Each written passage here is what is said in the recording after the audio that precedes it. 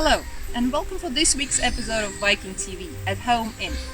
And today we are at my summer house, or to be precise, at my dacha. Come in, I'll show you around. My name is Petrova and I am Product Development Manager for Viking since 2018. We have a small plot of land, something around 12 ar, or as we say in Russia, 12 sotka. Sotka means 100 square meters. Many dachas are part of a non-profit association of private landowners. Members of such association can use the land for building a house or do gardening, but a person can't be registered on this land, which in short means that the state doesn't recognize dacha as a person's official residence. Dacha has always been a summer place. Few have houses warm enough to spend winters here. Dacha developments are quite large and located around the cities. My dacha, for example, is a 2-hour drive from St. Petersburg, which is not far in our standards. It is beautiful here, very picturesque and peaceful. Just the perfect place to escape from busy city life and reconnect with nature.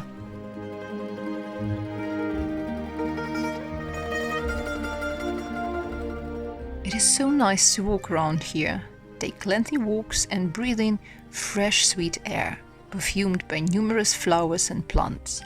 If I need to think of something, take serious decision, or just calm down, I come to the small river, sit on a stone and listen to the sound of running water. Before the Second World War, there were several villages on both sides of the river, but they were all destroyed and never revived. Here, in 1941-1944, fierce battles for Leningrad took place. This region around Sinevina Heights was chosen by the Soviet Army as a place where the circle of siege should be broken.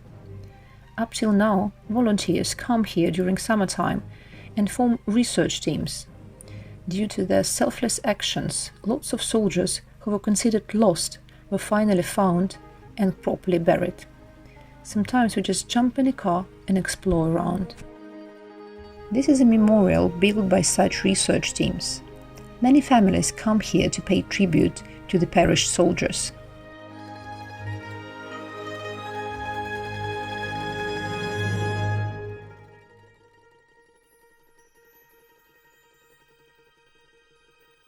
Some stop here on their way for a swim in a nearby lake or old sand quarry. The lake is picturesque, but it's peaty and the water is brown. I personally prefer to swim in an old sand quarry. It is further away, but water is crystal clear and blue. Even with our quite chilly summers, most Russians are passionate swimmers, and I'm one of them. And my romance with water is endless.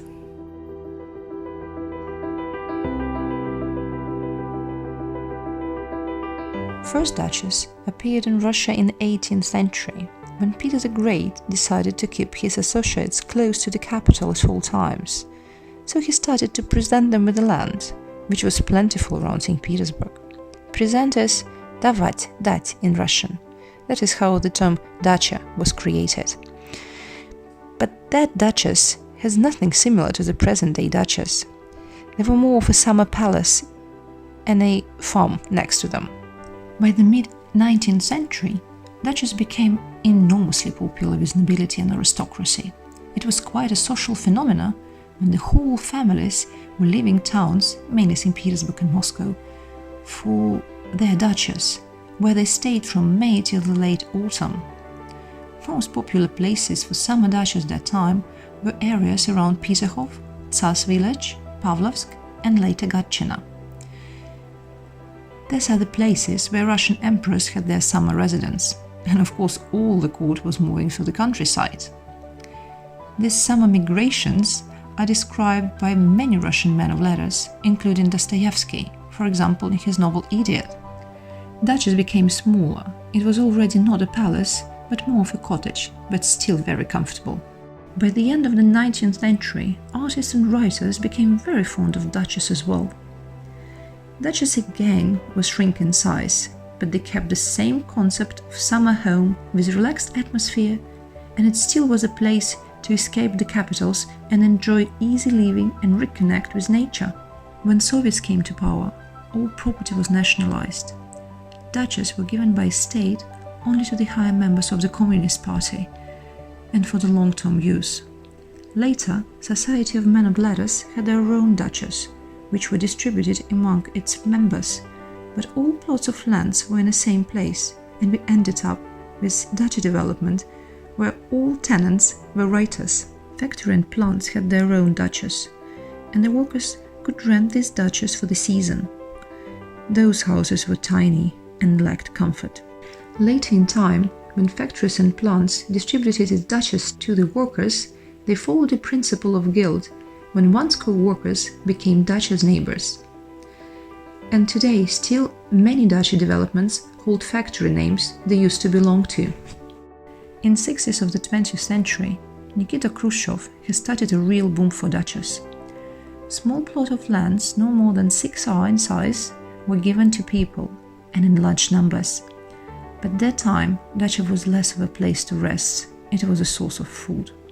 There were not enough fat produced or imported in USSR to feed everyone. The infamous time of so-called blood or connections and long lines has started. Soviet economists calculated that 6 ar are enough to feed the family of 4. For Soviet people, dacha was more of a vegetable garden. People were planting potatoes, carrots, onions, cucumbers and tomatoes, growing black and red currants, gooseberries, strawberries, apples and plums. They went into forests to collect berries and mushrooms. Every housewife knew numerous recipes of various jams and pickles. I still remember my grandma salted mushrooms. Oh my goodness, they were so good. Making preserves was the only way to save dacha produce for winter, and all available hands required, kids as well. And I should say it's a quite monotonous job to make factory-sized batches of preserves. My schoolmate had the same nightmare every August. She saw herself sealing the lids on the jars, and they were just endless. Dachniki, that is how we call those who own dachas, still grow a lot on their land. Mostly because it's kind of a custom. My family doesn't have many plants, and there is more for fun as well as educational for my daughter. I don't want her to believe that tomatoes are growing on the shelf of a supermarket. But our neighbor still has 3 greenhouses, and they allowed me to film there. Here they have bell peppers and tomatoes, and here a small field of potatoes. Along the borders of the plot, people plant various bushes. Here is a red currant, the most delicious fence one can ever have. Well, it depends on the owners and neighbors where ones decide to put a real fence. We are very good friends with our neighbors, so we have none, just a bright red currant.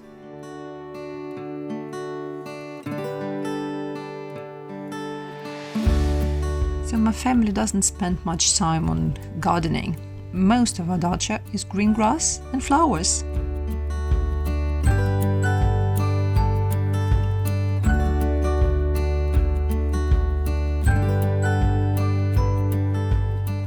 Here is my father's pride and my daughter's joy, a playhouse with swings. It took my father quite some time to build it, but the result is fantastic. Well, my daughter loves it here regardless of the playground, but with this one, she has really lots of fun. Oh, I wish I had the same when I was a kid. And there is no Russian dacha without a banya, and here is ours. Well, technically it's more of a Finnish sauna, because the heat here is dry. In traditional Russian banya, the heat should be wet. Have a look at Karina's video, she explains it really well. In Russia, everyone has access to a banya. Similar in many ways to a sauna, most Russians enjoy the banya with their family and with their friends. If I'd now been in the banya, I'd be going for a dip in that lake. Why? Because with the banya, the goal is contrasting hot and cold. Amid the steam and heat, the shapka keeps the head cool. Inside the hot room, rubs with pure honey and mineral salts help rid the body of toxins while purifying and exfoliating the skin. Next comes the vienik, created from water-soaked birch or oak leaves. Tapping the skin while moving from head to toe, the vienik is designed to improve circulation throughout the body. The Russian banya dates back nearly 1,000 years. A core part of Russian culture, the banya session always finishes with a dramatic cool down in fresh, cold water. Or, if you prefer, outside, as the Russians do it. Come explore the real Russia with Viking river cruises. If you ask me, what are three things which come to my mind when talking about dacha? I would definitely name banya, kitchen garden, and berry and mushroom picking in a forest. I'm a passionate berry and mushroom picker, and it was my grandma who taught me how to distinguish the good berries and mushrooms from poisonous ones. Look what I have found last week.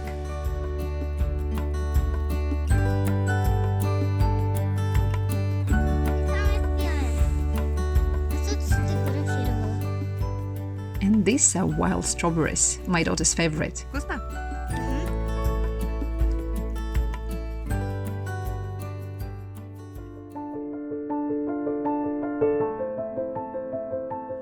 It's lunchtime and I will be making some soup, but it's very cold today, so I will be making some cold soup. Can you guess which one will it be? Right, that will be cold borscht. So for this we will need pickled beetroot, cucumbers, green salad, spring onions, parsley and dill. There is no Russian meal without a dill. It smells so good, we love it. We will also need mortadella, salt and pepper, and some water. I'll show you how I'll make it. Okay, let's start. First, we dice cucumbers and mortadella. Then we chop all the greens really fine. Well, my father helped me with that. Then it's time to grate beetroot. Okay, now it's time to put all the ingredients in a pot. Add all marinade. Well, if you don't like it that sour, you can add less. But this will give a really nice touch to our soup. Then we add regular water, it should be still, and stir it well. Okay, let's plate it now. Pour it in a plate, add a half of boiled egg and some sour cream. Well, there is no Russian soup without a sour cream. Приятного аппетита. Bon appétit.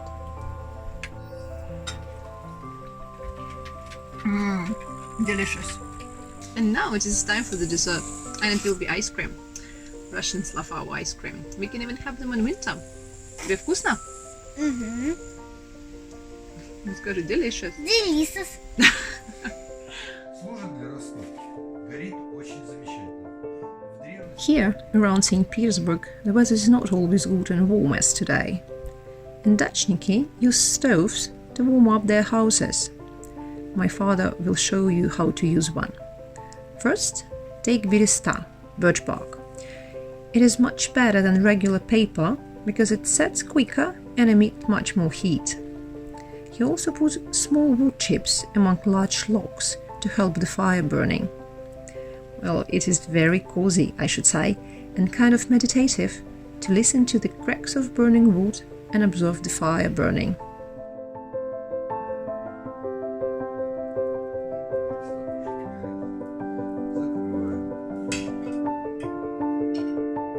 We were filming the whole day today, and it's time to get some rest and drink tea.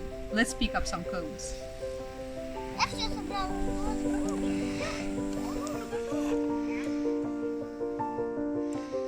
First, we add water in.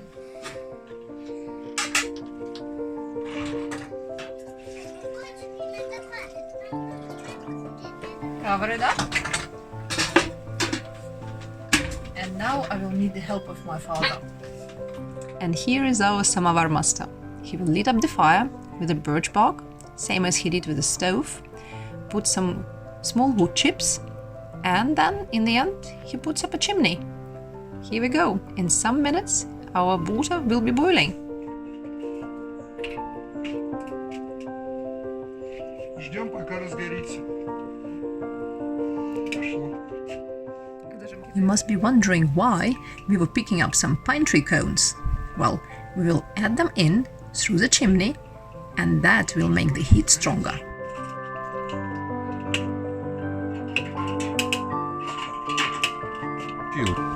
I have made some brewing of a tea here. It's really strong. And let's add some hot water from samovar. Yes, here we go. Thank you so much for joining me today at my dacha, and I hope that you tune in next Friday at Viking.TV for the next episodes of At Home In. Bye!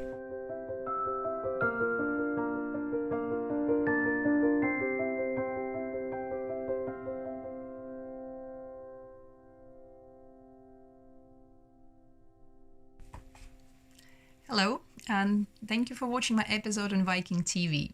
I hope you enjoyed it. I'm here to answer some of your questions, and let's see what we have. Alice from Omaha is asking, how has your experience residing in your dacha changed as the state regulations have evolved? Well, the first and the major change is the time spent on dacha. When the pandemic started, the whole city was on lockdown, and a really strict lockdown. We were not allowed outside unless we do some grocery shopping. All the other shops, cafes, all the businesses were closed, and people were advised to stay at home, work remotely. All the schools were done. All the schooling was done remotely, even for the universities. And my daughter, she's in a kindergarten, so the kindergarten was online on Zoom. So the Zoom kindergarten is something strange which we have just faced this time. I hope it won't happen ever again. We spent about 2 months in lockdown in a city with a 4-year-old in a house when the playgrounds outside are closed.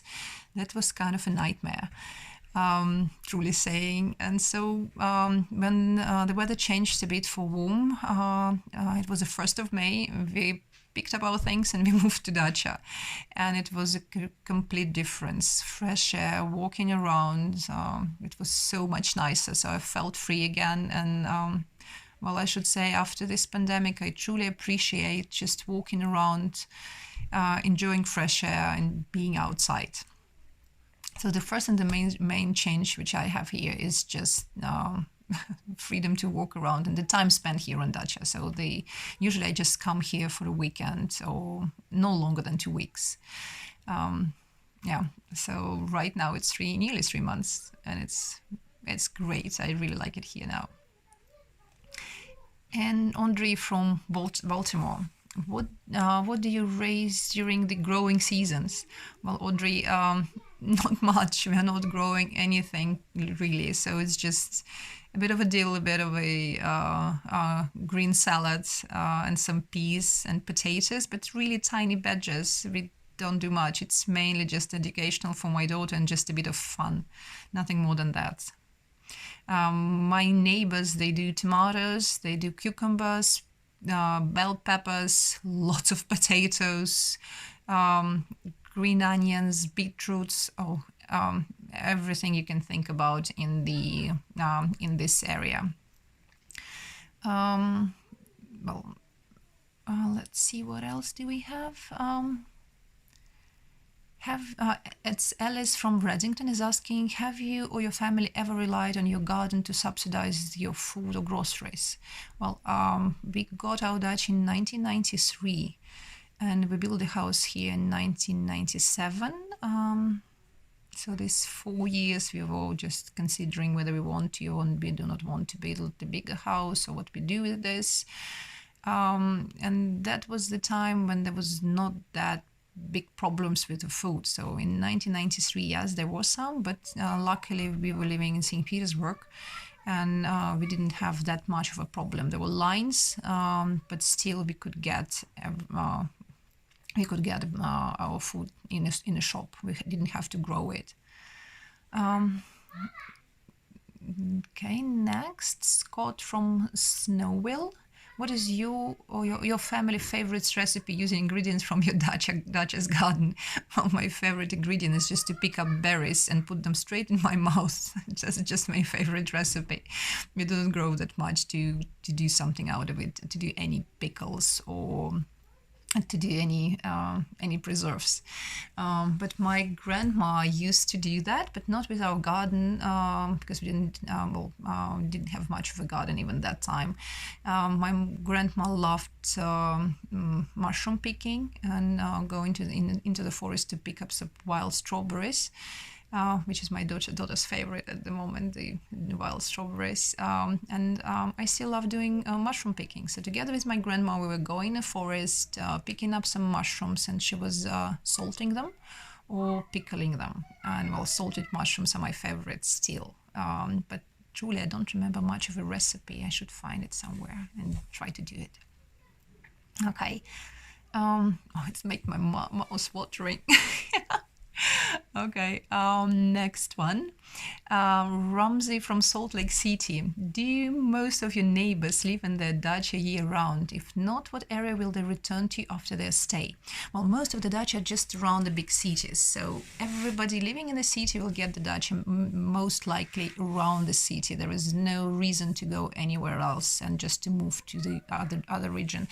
Well, some do, but not that much, because dacha is mainly for the weekend. You don't want to spend too much time traveling there. So it's mainly people living in St. Petersburg who have their dacha here in this territory. And the other question was, do your neighbors live the year round? Well, the dacha is mainly the summer home. Not all the people have houses warm enough to spend winters here, and it's just take too much of an effort to heat the house. There is an electricity here in this dacha area, but not all of the dacha places have electricity. So people have to have their own generators or the solar batteries. Well, during the winter time, it's not as easy. So dacha is mainly for summers. Few people stay here on the winter, but they should have a bigger home and the residents supplying electricity so they can heat up their houses. Because heating the house with wood is just way not too eco-friendly, and I would say quite expensive as well. Electricity is cheap here. Okay, so let's see, what else do we have? Barbara from Blackfoot, she's asking, many in the United States reserve holiday homes for winter or summer, depending on the region. Do you typically stay at your dacha at a specific time of the year? Yeah, usually I come here just for the summer, for the weekend or for a week, and it's probably June, July or August. Really not that often in September. Sometimes you have an Indian summer in the beginning, the first 2 weeks of September, then the weather is still nice and we can come. But the moment it starts raining and the moment it starts to be really cold, well, when the temperatures go below 15 centigrade, then we just try to stay out of a dacha and just spend time somewhere else. And if we want to whether we can just book a holiday and go somewhere in a warmer place, or we'll just stay in town. Next one is from L from San Jose. Records suggest that living in a dacha requires some work to grow food and heat the home. Today, do you find your time in your dacha relaxing, or does it require more day-to-day work than your primary residence? Well, first of all, there are shops in the dacha residence areas. They're small ones, but you can buy all the essentials. Plus, you can hop on your car and within 10 minutes you can find yourself in some local small town, and where the supermarket is there and you can buy anything you want. Or I can just travel back to St. Petersburg and buy something there and return back home, back here in a dacha. Well, I call it home already after these 3 months. As we don't grow that much of a food here, that's my time is relaxing here. I do not need to do any gardening. I don't need to take care of the plants. So the only thing we do is just watering what we have, which is really, really small. And my mom to take care of her roses, which is not huge of a work. It's more like a bit of an exercise. So my time here and my family time here is relaxing and really nice. As it's summer, it's quite warm. We do not need to take care of the heat that much. We have an electricity, so we can put on the heaters, or we can just fire the stove, as I have shown in the video, and it's really nice and kind of meditative. So yeah, and it's actually I prefer when my father fires the stove because then we have less of humidity in the house. So my time here is nice and relaxing, much better than in town because I have much more fresh air. Kate from Boston is asking, how did you acquire your dacha? Are they typically passed down through generations? This dacha belonged to my grandfather, so yes, they are passed through generations right now, and since 1992 we have a state law allowing us to have and to own the property. So that is it was to be the property of my grandfather, and after his death it became the property of my father. What else? James from Milwaukee. How many months of the year do you stay at your dacha? Well, James, usually it's just a couple of days or no more than weeks. It's just due to COVID, I'm spending 3 months here. I travel quite a lot and I don't have that luxury to spend a lot of time here. Yeah, so it's just a couple of days, no more than a week. So my parents spend more time here because they don't travel that much and they don't need that activities of big cities as I'm used to have. So I really like going to the exhibitions, concerts, theaters, which was out of limit for some time, and now they're opening up. But yeah, my parents, it depends on a person truly. So for me, it's a couple of weekends, couple of weeks normally, and for the others, it might be even the whole summer. So mainly this is the people on the maternity leave, so staying at their dachas for the whole summer because the kids are small, and you can actually for the here the states allows you to stay on the maternity leave for 3 years. So lots of mothers with the small kids spend their time here at the dacha. It is less expensive than to travel somewhere abroad, and it's a nice place for the kids just to get the fresh air, play around all day long, and enjoy themselves. And the other people who stay at the dacha the whole summer are those who are on pension. So they just come here and they still do gardening. Well, I would say that mostly these are the pensioners who do the gardening here a lot. Some because they need it for the groceries, and some because they just like it. They really enjoyed it. There is another neighbor of ours. She's a pensioner, but she said, I used to do the gardening before and I still like it so much, so I want to feel it again. I want to get back to the nature and I want to grow my own food. That's how she's doing it. So for some it's a helpful because they don't have much of the money to spend on food, and the others because they just like it. It really depends on the financial situation in every family and their own preferences. The next one, which one? Okay, where are here? Here we go. Claire from Madison is asking, is it common to keep pets, animals at a dacha? If so, who cares for them when you are not here? Well, actually, I don't think that it's allowed to keep pets on the dachas because the plots of lands are really small. So ours, which is 12 Sotka 12R, is considered to be a middle-size dacha property. So keeping any animals on this size of land would be really difficult, and I'm sure the neighbors won't like it. I know that some people do chickens, but you are not allowed to have more than a certain amount, I think. So most of people don't do it. It's mainly for the gardening. So most of the dacha is just the house, banya, and the garden. Oh no, garden, like we don't have garden.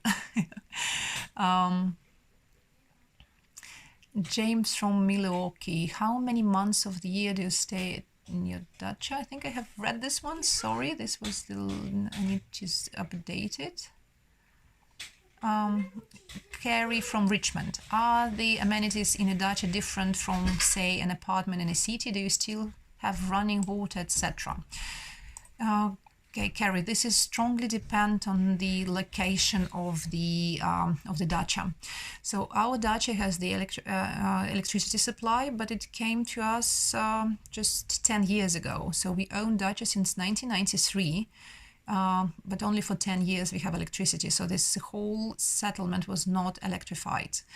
And we use generators, we use solar batteries. Well, everyone is doing what they find fit for them. Luckily, right now we have electricity, and it's just making our life here much easier.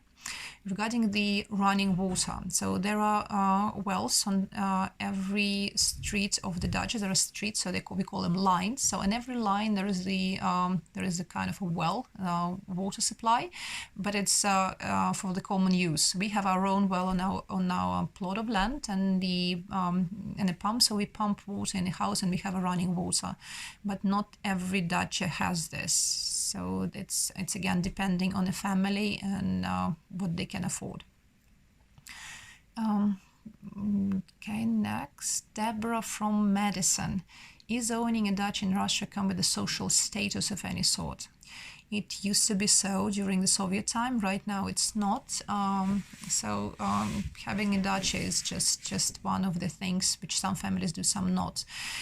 Some people say that, well, I'm not sure that there is any kind of a statistic, at least I didn't find one, that nearly half of the population in Russia have their dachas. So it's not much of a status in this. Well, if you, there are certain areas, but it's not like it's not a dacha area. So there's areas in around Moscow and Rublyovka, or areas around St. Petersburg near towards the Finnish border. There is the Repina and Komarova.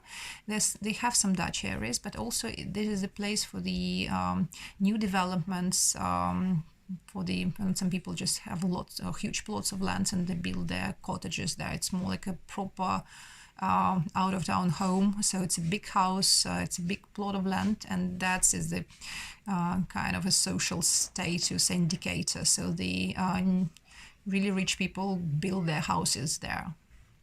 But dachas like I have here, like many people in Russia have, it's the indicator of it's not an indicator of any sort at the moment.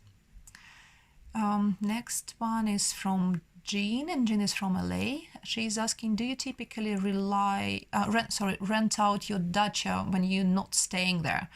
Well, we don't do that. I know some people who do, but this is mainly the people who have one or two dachas. So they used to belong to the grandparents, and right now they have several, or they have bought another one, so they rent it out. Most of the people stay at their dachas and just used for the family. Really few people rent them out. Okay, so the next one is from David. David is from Massachusetts. Have you stayed at your dachas throughout the COVID pandemic? Yes, David, and that's nearly the whole COVID pandemic. But I've moved here in May, and the lockdown in Russia was announced in April. So 3 months out of 4. Okay, so then Leslie from San Francisco is asking, I have seen a few articles about high demand for dachas during this pandemic. Are you surrounded by more neighbors than usual during this time? Oh, yeah, absolutely. Those people who rarely came to their dachas right now coming here more often. And but again, lots of people still work. And even during the pandemic, not everybody was working remotely. So people, and even those who do, the internet connection is not perfect at all places. So here I'm lucky enough to have really good connection and good Wi-Fi. I have put my own router, and I just installed some equipment, so I have a proper Wi-Fi here. But most of the families just rely on the mobile network connections. In some areas they're proper, and in some others absolutely not. So that's up to the Dutch location again. So people come here during the weekends, and the weekends are really full. You can hear it. It's much more noise. It's lots of people walking around. So yeah, people tend to use their dachas more often than they used to. And when you go out for a swim on a lake or on a old sand quarry, there are lots of people with the tents and lots of people biking from their dachas to these places, or just driving there by car because it's quite a way. So I would say that 90% of people who owns dacha here decided to use them properly during the summer. Okay, next one is Ron from Santa Barbara is asking, do you grow any crops on your land, and if so, how do you maintain them when you're not staying at your dacha? Well, I can't answer for myself. I can say what other people do. Most of the people who grow and make some gardening on a dacha, they spend most of the time at their dacha. They try to come here after work and just travel back and in town the next day. It's not quite a long drive. It's just an hour and a half, and you're back in town. So they want to take care of this of their garden themselves. So they ask their neighbors. It's okay to ask their neighbor to water the plants. It's not a big deal, and we usually help each other with this. And they're not that. So even if there's a big garden, it doesn't take much of a time just to water it. Andy from Malibu is asking, how often would the dacha be used originally, and how many do they accommodate? It depends on the family. So you can have a bigger house which can accommodate like 5, 6 people. You can have a really tiny home with just two bedrooms, or just really, really small. Here we have here we have 4 rooms. So it depends on how many people you want to fit in. Rupert from Mountain View is asking, do dachas have banyas, saunas attached as a standard? Well, yeah, yeah, absolutely. It's a tradition which is still alive, and we really like banyas, and spending time in a dacha usually mean that you do go to the banya at least once in a weekend. Let's see what we have else. David from Monterey is saying, as your dacha is not far away from St. Petersburg, can you tell us what is the first thing that should be at the top of everybody's agenda when they visit St. Petersburg? Oh, David, I'm in love in my hometown. I just can't name just one. Well, definitely Hermitage will be one of the priorities. But I also should say that you need to walk around the streets, because the downtown of St. Petersburg is in the UNESCO Heritage List, and it's like an open-air museum. The architecture is just magnificent. And there's so many other nice museums, like Russian Museum, with the amazing collection of the Russian painting, underestimated, I should say, and some of them are really good. Fabergé Museum with the collection, the former Forbes collection of Fabergé acts is brilliant. So lots of things, really. If you want to, I can just write down the whole list and send it over to you. Steven from LA, tell us about the White Nights, and it's specific to St. Petersburg. Oh, the White Nights are my favorite time. We are not that much to the north, though we do not have the midnight sun, but it's still really light outside during the period of White Nights, which is from mid-May till end of June. And that's when we have all kinds of musical festivals and ballet festivals. Mariinsky is doing the amazing thing which is called the Stars of the White Nights, when all the famous dancers and singers, both Russian and international, come to St. Petersburg to perform. And that's an amazing time. Oh, I have a goosebumps right now thinking about that. I need to go to the theater really soon. So specific to St. Petersburg, the White Nights thing is the concerts and all kinds of festivals. So if you're an art lover, if you like opera, if you like ballet, come and you will definitely enjoy this time here. but make sure you book your tickets beforehand. They're sold out like a hot pies. Amanda from Glenview. What proportions of Russians have a second home? Well, approximately half of the population, I would say. And your second question is the dacha typically larger or smaller than the primary home? It's so much varies on the family. It can be larger, it can be smaller. Back in St. Petersburg, I have a 2-bedroom apartment. So my home, my dacha is bigger than my apartment back in town, but it can be the other way around. Bree from New York is saying how vast are the waterways in Russia? Do they run through the center of St. Petersburg? Yes, the main waterway of St. Petersburg is the Neva River. That's where our river ships are cruising. So we cruise through the Neva, through the lakes, down to Volga and to Moscow, and then in Moskva River. And that's a truly picturesque and the most amazing waterway in Russia. You can see so much different things, and the best of it is that you can stay several days in St. Petersburg, because one day is definitely not enough. So you stay here 3 days in St. Petersburg, you stay 3 days in Moscow, and that's the essential time to visit most of the sites and enjoy city and understand the city. And then when you cruise from St. Petersburg to Moscow, you're kind of drifting in the absolutely different places. You visit Yaroslavl, which is a complete difference from St. Petersburg and Moscow. So you can see the different Russia, because St. Petersburg and Moscow are just a complete difference from the rest of Russia.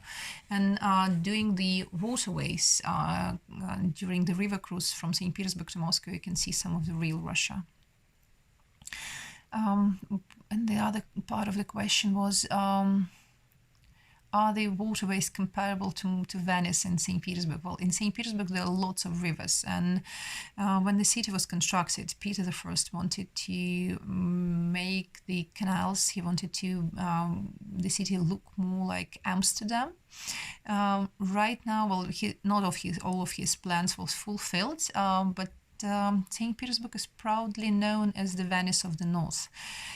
We don't have that many waterways as Venice has, but still there are lots of water, there are a lot of canals, and actually both on the river cruises, on the ocean cruises coming to St. Petersburg, Viking offers all kinds of the